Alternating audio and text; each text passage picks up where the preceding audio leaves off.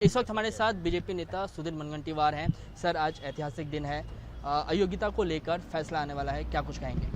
नहीं, देखो ऐसा है, हम जिस पार्टी की विचारधारा से जुड़े हुए हैं, हम विजय हुआ तो गर्व नहीं, पराभव हुआ तो शर्म नहीं, तेरा वैभव अमर रहे माँ हम दिन चार रहे ना रहे, ये भाव से काम करते हैं।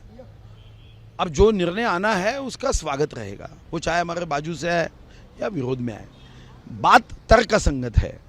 हमें विश्वास है कि हम सच्चाई के आधार पे काम कर रहे हैं।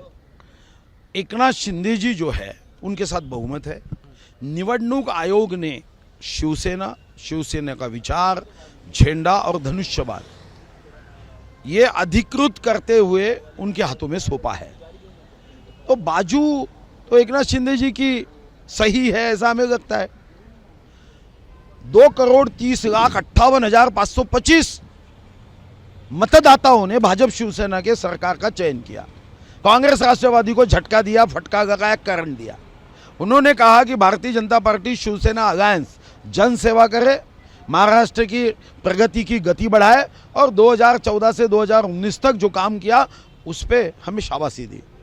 उद्धव जी के मन में बेईमानी आई, जनादेश का अवमान किया और उन्होंने कांग्रेस राष्ट्रवादी का दामन थाम लिया, उनके साथ चले गए।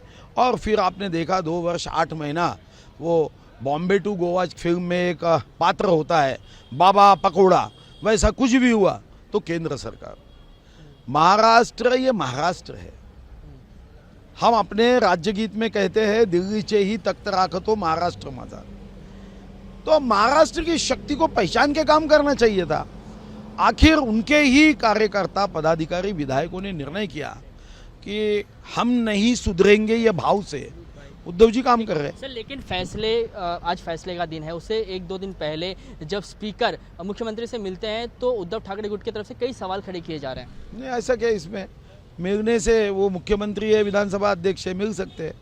अब 2 अक्टूबर 2023 को लंदन में महात्मा गांधी जी को आदरांजलि अर्पण करते समय सुप्रीम कोर्ट के चीफ जस्टिस और मैं वहाँ मिले, तो क्या हमारे विभाग के कोई प्रलंबित केसेस पे कोई उस पर परिणाम होगा क्या? लेकिन फैसले की निष्पक्षता को लेकर सवाल खड़े किए जा रहे हैं। तो वो इसलिए किए जाते हैं, जब हारने वाला व्यक्ति होता है ना तो ऐसे कारण बताता है। उसको आप लोगों ने भी गंभीरता से नहीं लेना चाहिए, ऐसा मुझे लगता है। संजय राउत ने कहा है कि असंवैधानिक सरकार है।